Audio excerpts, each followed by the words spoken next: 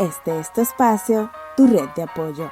Vamos juntos a descubrir nuestro propósito en la vida y herramientas que nos ayuden a vivir mejor. Esto es el podcast de Redil. Hello, estamos en un nuevo episodio del podcast de Redil y yo estoy contentísima de que tú me estés escuchando. Espero que estés muy bien y que Dios te siga bendiciendo como hasta ahora yo sé que lo ha hecho.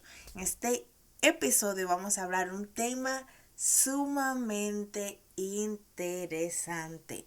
Es un tema que hoy en día tiene dos bandos. Está el bando que lo apoya y está el bando que lo condena totalmente.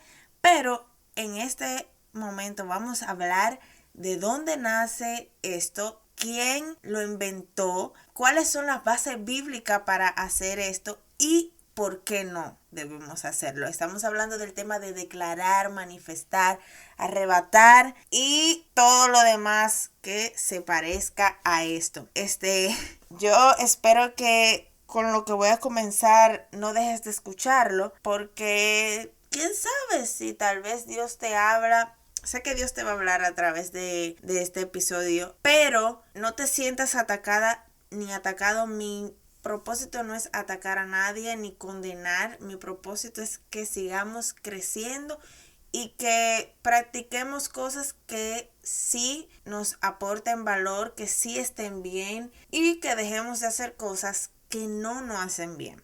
Estamos hablando del tema de declarar, manifestar, arrebatar y demás hierbas aromáticas. Hay muchos movimientos que se han entrado en la iglesia, pero yo creo que esta es una de las prácticas más peligrosas que la iglesia está atravesando hoy en día. Y es el tema de que tú hablas con tu boca lo que quieres y se hace, porque en tu boca hay poder para declarar que lo imposible sea posible, supuestamente en el nombre de Jesús. Como dijo una persona llamada Chuy Olivares, si tú declaras, dices, estableces, decretas y todo se hace conforme a lo que tú dices, entonces, ¿para qué quieres a Dios? ¿Para qué lo quieres? Si con tu boca ya es suficiente. Ahora bien, ¿en qué parte de la Biblia nos manda a declarar, a decretar, a arrebatar? Yo te voy a decir ahora de dónde este movimiento toma base para hacer estas prácticas. Primero, Proverbios 18, 20, 21, que dice: del fruto de la boca del hombre se llenará su vientre, se saciará del producto de sus labios. La muerte y la vida están en poder de la lengua, y el que la ama comerá de sus frutos. Allí se habla de tener cuidado con lo que uno habla a fin de ahorrarnos problemas innecesarios e incluso la muerte.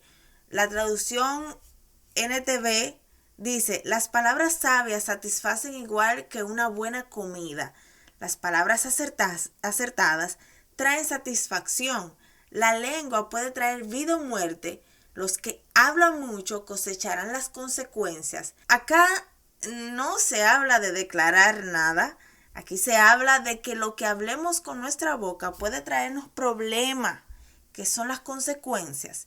Recuerden que la lengua solo la puede domar Dios. Otra base bíblica que tiene el movimiento del arrebatar, del declarar, es 2 Corintios 4:13, que dice: pero teniendo el mismo espíritu de fe, conforme a lo que está escrito, creí, por lo cual hablé. Nosotros también creemos, por lo cual también hablamos. Según esa base bíblica, obviamente, si uno la tergiversa, obviamente vamos a decir, claro, si yo lo creo y yo lo digo, será hecho. Ahora bien, si vemos el texto bíblico en su contexto, nos muestra que Pablo no habla de declarar cosas para que pasen, sino de predicar el evangelio aunque tengamos dificultades. Predicar el evangelio porque hemos creído en eso. Creí, por lo cual hablé. O sea, yo creí en Dios y por eso hablé de Él. Hermano, tenemos que tener mucho cuidado. Número uno, con las interpretaciones bíblicas. Y número dos, con lo que estamos adoptando. Muchas veces no nos ponemos nosotros mismos a estudiar el versículo bíblico y mucho menos el contexto, y comenzamos a hacer cosas porque fulana lo hizo, porque fulano lo hizo. Debemos de analizar. Otra base bíblica que toman los arrebatadores, los declaradores, es Mateo 17:20. Dice, si tuvieran fe, aunque fuera tan pequeña como una semilla de mostaza, podría decirle a esta montaña, muévete de aquí hasta allá, y la montaña se movería. Nada sería imposible. Pero en el contexto de los discípulos de Jesús, trataron de expulsar a un demonio de una persona y fracasaron por su poca fe y confianza en que Dios estaba con ellos. Aquí Jesús habla de una fe que confía en Dios en medio de una tarea que Él nos ha encomendado y que está de acuerdo a su voluntad, no en algo que yo quiero lograr por mí misma, no en que yo voy a tener una casa y yo digo, esa casa es mía. No, es algo en que Dios nos ha encomendado y que sea su voluntad. Lo que Jesús les dice no significa que todo lo que digamos se realizará. Él nos enseña que Dios responde a nuestras oraciones cuando permanecemos en Cristo y sus palabras permanecen en nosotros. Esto es, cuando oramos conforme a su voluntad revelada. Otra cita bíblica que usan es Romanos 4:16-17, que dice, es por fe para que sea por gracia, a fin de que la promesa sea firme para toda su descendencia, no solamente para la que es de la ley, sino también para la que es de la fe de Abraham, el cual es padre de todos nosotros, como está escrito, te he puesto por padre de mucha gente delante de Dios, a quien creyó, el cual da vida a los muertos y llama las cosas que no son como si fuesen. Me da risa porque cuando decidimos tomar la Biblia a nuestro antojo, suceden este tipo de cosas. Es tan evidente que se está hablando de que el que llama las cosas que no son como si fuesen, el cual da vida a los muertos, es de Dios. Aquí Pablo habla sobre la promesa que Dios le dio a Abraham.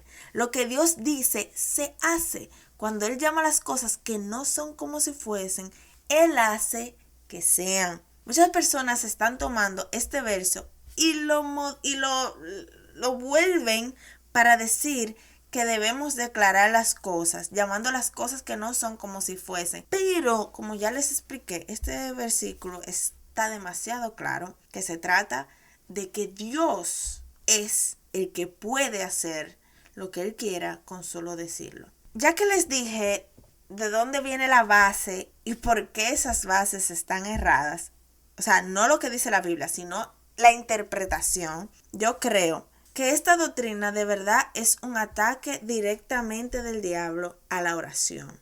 Es como que tú puedes hablar y Dios lo cumple, como que si Dios fuera el genio de la lámpara de Aladino. ¿Ustedes han visto esa película?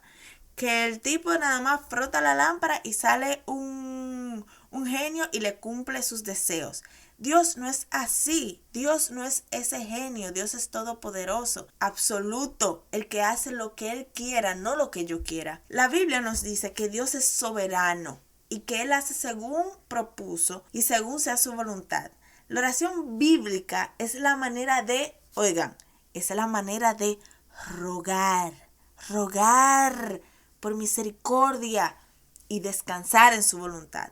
No tratar a Dios como queramos, porque uno de los engaños más grandes de Satanás hoy en día es hacer ver a muchos de que Dios hace según nosotros querramos. Ahora bien, como les he dicho en otros episodios, yo soy del tipo de gente que si yo voy a practicar algo, si yo voy a hacer algo, sea lo que sea, una canción, una película, lo que sea, yo investigo de dónde nace eso, quién lo creó, para ver, ¿verdad? Porque me da miedo que yo, por mi ignorancia, por mi falta de investigación, caiga en un error, caiga en algo que desagrade a Dios. Ahora, ¿de dónde nace esto? Esto se le conoce como el nuevo pensamiento, inventado por Emanuel Swedenborg y desarrollada por Phineas Kimby. Pueden investigarlo, está en internet, Google está para eso.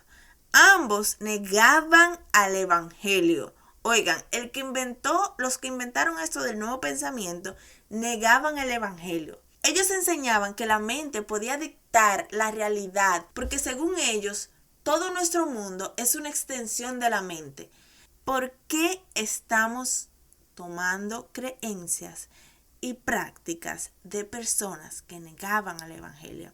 Tú dirás ahora mismo, es que no, yo no estoy practicando la ley de la atracción. Déjame decirte que, como siempre se dice, el enemigo no va a venir feo. El enemigo va a venir como lo más chulo, como lo que a ti te gusta, como lo que tú necesitas. ¿Para qué? Para engañar. Entonces, las personas que han tratado no, porque lo lograron, entrar esta práctica en la iglesia, querían disfrazarlo y lo disfrazaron para que tú pienses que lo que tú estás haciendo de declarar, de arrebatar, de manifestar es algo bíblico. Dios nunca cumplirá los caprichos de tu corazón a menos que sean su voluntad y se lo pidas en oración con súplicas y ruego. Te repito, Dios nunca va a cumplir tus caprichos a menos que sea su voluntad y se lo pidas en oración con súplicas y ruegos. No mandando, no declarando, no arrebatando, no manifestando. No hay ninguna excusa para adaptar esa doctrina como un fundamento de verdad, ni porque tu pastor las enseñe. Y si tú aceptas estas doctrinas solo porque tu pastor las enseña, entonces estás en contra de Dios, lamentablemente, hermana querida. Porque su palabra dice, respondiendo Pedro y los apóstoles dijeron, es necesario obedecer a Dios antes que a los hombres. Dice Hechos 5:29. Si no enseñamos la verdad y obedecemos a alguien antes que la palabra de Dios, estamos siendo cómplices. Porque tanta culpa tiene el ladrón y engañador como el cómplice o ayudante. Y más en este tiempo. Más en este tiempo que toda la información está a un clic, como dicen. Está en Google, está en todos los lados. Entonces, ¿por qué seguimos haciendo cosas que desagradan a Dios? Tomando movimiento, tomando prácticas que son totalmente antibíblicas. ¿Quieres saber cómo estoy tan segura que son antibíblicas? Te lo voy a decir. Ese tema de declarar, decretar, manifestar, arrebatar no es correcto, ¿ok? Lo primero es que no es algo enseñado por las escrituras. La Biblia habla de declarar en el sentido de hacer claro, explicar y proclamar un mensaje ya dado por Dios para que nosotros lo sigamos y obedezcamos en adoración. Por ejemplo, Salmo 19:1 dice, los cielos cuentan la gloria de Dios y el firmamento proclama la obra de tus manos. Día a día emite palabra a otro día y noche a noche declara sabiduría. No hay lenguaje ni palabras ni es oída su voz. Señores, no caigamos en el error de tomar palabras, frases de la Biblia sin contexto. ¿Ok? Declarar en el sentido de forzar que ciertas cosas pasen no es significado que aparezca en las escrituras. Y si usted lo encuentra, mándemelo, por favor. Es más bien una práctica que emula la magia, la brujería pagana, tan detestada por Dios y los profetas bíblicos. Eso es un tema que podemos abordar, lo de la magia y la brujería, en otro episodio. No se sorprenda, pero si usted está diciendo palabras, declarando y haciendo conjunto de palabras para que cosas pasen, eso es lo mismo que hacer un hechizo. Se supone que debemos de orar, rogar. Número 2, la diferencia entre la fe bíblica y la fe pagana consiste precisamente en reconocer que mi vida está solamente en las manos de Dios y no en las mías. Intentar asegurar o cambiar mi futuro por medio de afirmaciones mías, aún usando el vocabulario bíblico, es evidencia de falta de fe en Dios y excesiva confianza en el hombre. Yo creo que esto es una práctica que se centra mucho en el yoísmo, en el yo puedo, en el yo todo lo puedo, tomando el todo lo puedo en Cristo que me fortalece, fuera de contexto. El todo lo puedo en Cristo que me fortalece se trata de que aún usted en momentos difíciles, en momentos que usted no está a gusto, aún así usted puede tener fe, usted puede alabar a Dios, usted puede seguir en paz. Número 3, creer a pesar del mundo. La confianza o fe bíblica tiene que ver principalmente con creer en lo que Dios ha prometido en su palabra. Y por eso es necesario conocerla seria y profundamente, pero oigan cómo, sin torcerla, sin ponerla a mi acomodo, sin decir esto es así fuera de contexto, no. Se trata de creer en lo que Dios me prometió según la Biblia, ya que la fe bíblica es confiar a pesar de que el mundo no cambie hoy, a pesar de lo que esté sucediendo, de las noticias, confiar en que Dios va a estar conmigo. Esa es otro tema, pero esa práctica, esa doctrina de que el cristiano no le puede ir mal, de que el cristiano siempre está bien, siempre está rico, millonario, le va bien en todo, eso es mentira, porque la Biblia dice que en el mundo tendréis aflicciones, que un mismo suceso le pasa a un justo como a un injusto. ¿Por qué? Porque estamos aquí. Imagínese esto, si todo lo que haga un cristiano le va súper bien, es rico, siempre está sano, siempre que de todo, premium, ¿usted no cree que todo el mundo estuviera adorando a Dios? Piense eso. Pero es que no es así. Dios nos promete paz aún en la tormenta. Paz que sobrepasa entendimiento. ¿Sabe lo que significa paz que sobrepasa entendimiento? Que aún uno pasando por momentos difíciles, momentos inciertos, usted tiene paz porque Dios está con usted. Que la gente lo vea y le diga, Dios mío, pero ¿cómo esta persona tiene paz? ¿Cómo esta persona está tranquilo si está mal? Eso es paz que sobrepasa entendimiento. Número 4. Creer solo en lo que Dios promete. Solo en lo que Dios promete. La fe bíblica no enseña que cualquier cosa que el creyente espere le será concedido si tan solo lo cree convencidamente y ciegamente lo declare. La convicción de lo que se espera de Hebreos 11:1 no es lo que el creyente se proponga esperar, No es, ay Dios mío, Señor, no es lo que yo me propongo esperar, es más bien lo que Dios nos dice que debemos esperar. Número 5. Me voy a bajar un poco porque estoy como alterado, porque este tema para mí es demasiado importante, porque creo que se está engañando demasiado a la gente. Entonces por eso vemos mucha gente que ya no tienen fe, simplemente porque piden algo y declaran, arrebatan, whatever, y no pasa. Que usted le dice a una mujer que una campaña de dama está arrebatando que su hijo salga de la calle y arrebata, y el hijo no sale de la calle. ¿Qué significa eso? Que le faltó fe. El arrebatar, el declarar, no significa que las cosas van a pasar. Tenemos que buscar el significado de la palabra arrebatar, declarar, manifestar, etc. Entonces, como le dije, el asalto directo contra la verdadera oración, este temita. Declarar al estilo de muchos predicadores, cantantes de hoy en día, es un asalto directo y un sustituto barato al espíritu de la oración cristiana. La Biblia en ningún momento nos menciona a Jesús o a cualquier persona de Dios que oró diciendo declaro, diciendo arrebato que los muros se van a caer. Declaro que los muros se van a caer. En ningún lugar de la Biblia dice eso, mi hermano.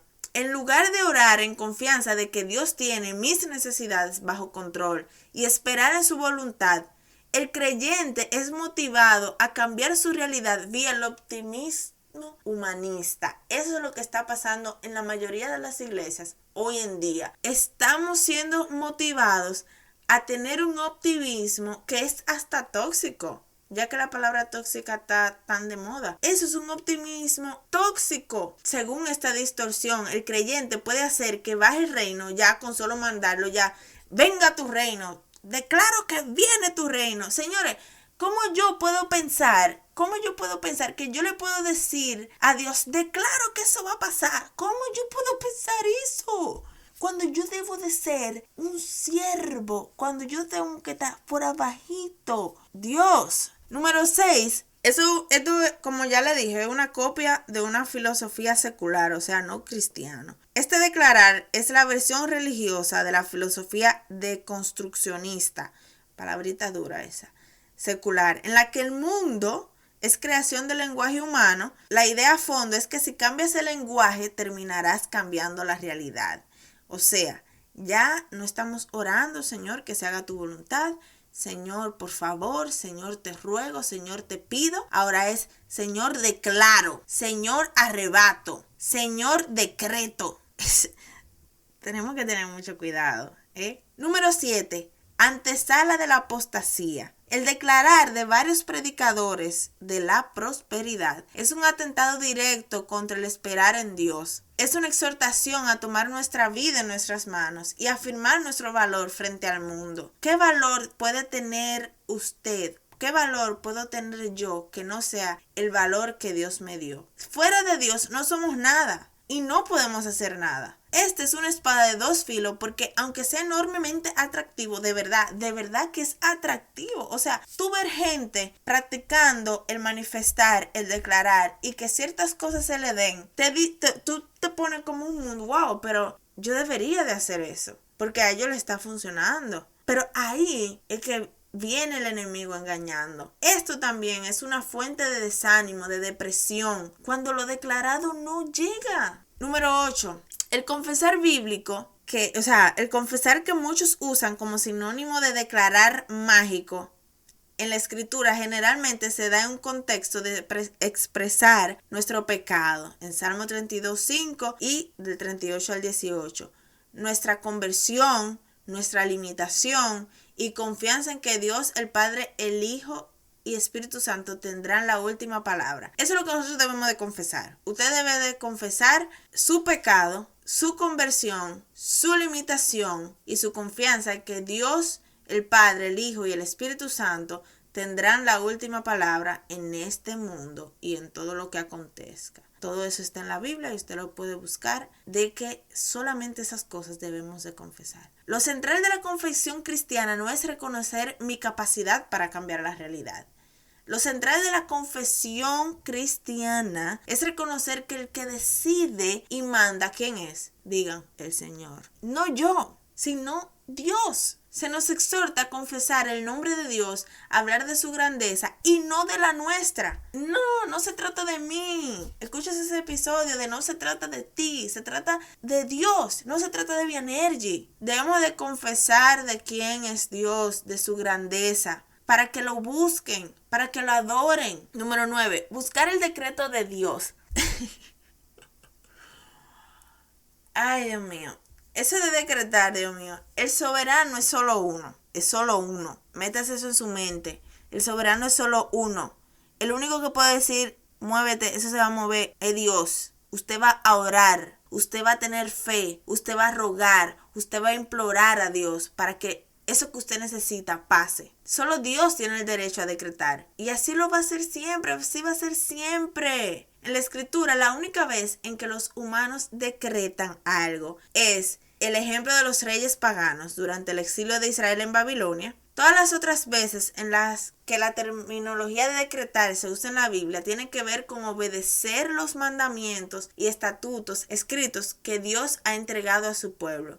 Dios ha decretado que se deba obedecer su palabra solamente y que se deje de estar buscando y oyendo otro tipo de decretos. Número 10. Evangeliza y no arrebates. Arrebatar o atar, oigan, esto es muy importante, arrebatar o atar para darle órdenes a Satanás es una interpretación muy infantil de los pasajes bíblicos que usan esas palabras. La expresión atar y desatar era común en la fraseología legal judía. Por eso es que le digo que es demasiado importante estudiar la Biblia, el contexto histórico, los significados de las palabras y también es muy importante tener varias Biblias para ver varias terminologías. La fraseología judía le da el significado de declarar algo como prohibido o declarar lo permitido. Pedro y los otros discípulos debían continuar la obra de Cristo en la tierra, predicando el evangelio y declarando la voluntad de Dios para el hombre. Y ellos estaban dotados con la misma autoridad que él poseía. En Mateo 18:18 también hay una clara referencia al atar